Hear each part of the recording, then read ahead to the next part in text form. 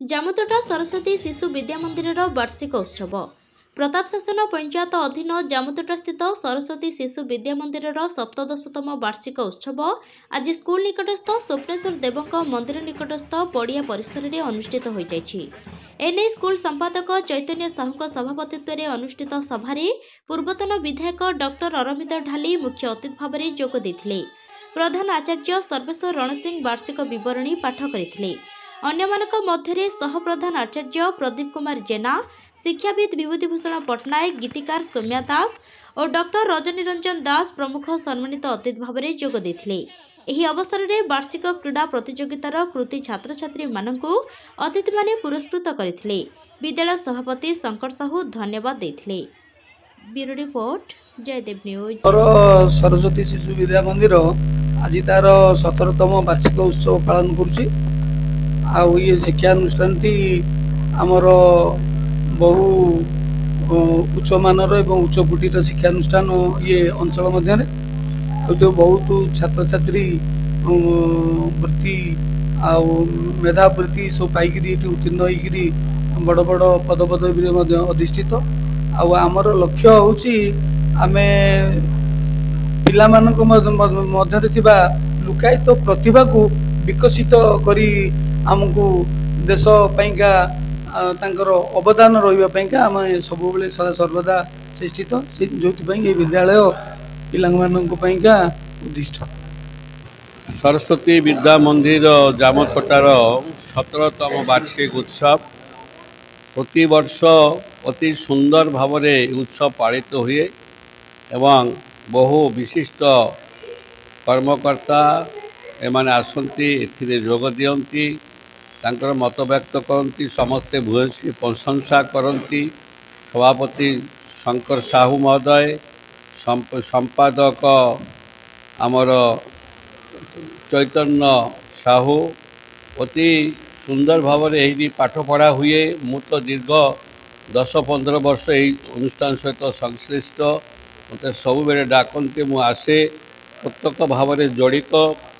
अति सुंदर भाव में पाठ हुए। बहुत पिला माने बाहरी बहुत भल भल जगार से माने चाकरी भी करुँच भल भल स्कूल कॉलेज स्थान पाँच से उभय सभापति एवं संपादक को मो मोर हार्दिक अभिनंदन ज्ञापन कर धन्यवाद दूसरी। एमाने बड़ निष्ठार सहित ये अनुष्ठान की चलाउछंती। तेणुक एमाने धन्यवाद पात्र। एमानको मो जेते प्रशंसा कले मध्य कम पड़ीजिव। एवं ये अनुष्ठान छात्र छात्री संख्या एते बढ़ुची 500 ऊपर गलानी। समस्ते आग्रह प्रकाश करती पिला पाठ पढ़ाई। तेणुक मु समस्त धन्यवाद ज्ञापन कर। बालकाटी जामुतोटा स्थित सरस्वती शिशु विद्या मंदिर गोटे पुराणा शिशु मंदिर 17 वर्षर विद्यालय। यही विद्यालय रे अति उच्च कोटीर शिक्षादान व्यवस्था रही जहाँफल गार्डियन मानकर भरोसा ए विद्यालय प्रति रही। फल यही विद्यालय छात्र संख्या 500 रु ऊर्ध्व। वर्तमान प्रतिवर्ष एठारे वार्षिक उत्सव यही विद्यालय समापन हुए।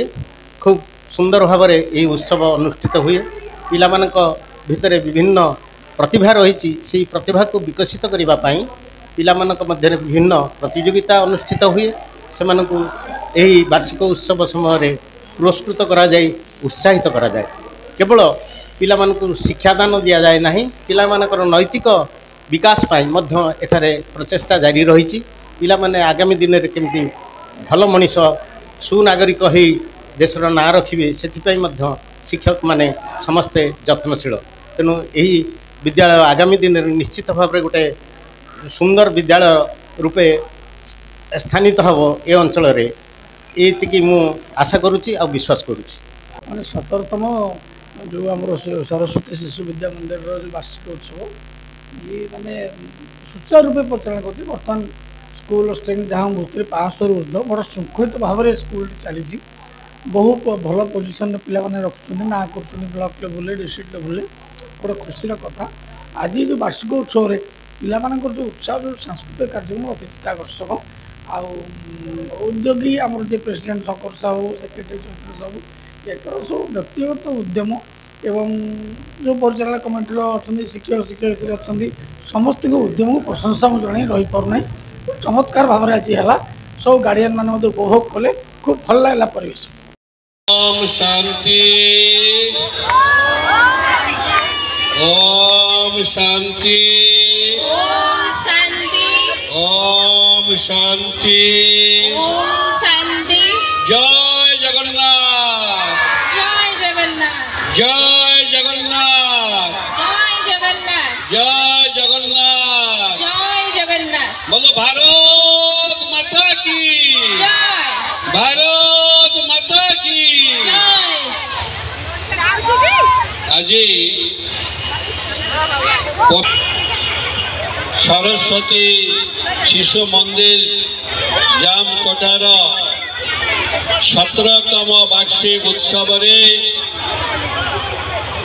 आमर मंच अच्छी यही अनुष्ठान प्राणकर्ता